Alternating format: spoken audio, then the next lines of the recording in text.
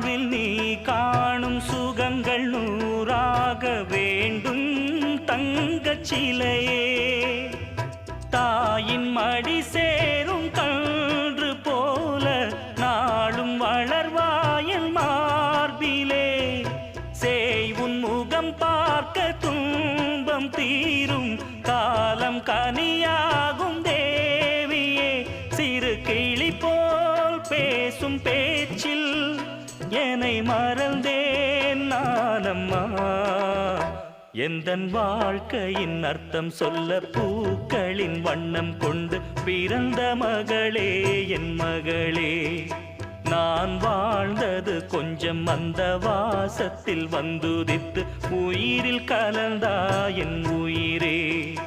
உன் பூவிழி குறுநகை அதில் 1000 கவிதையே.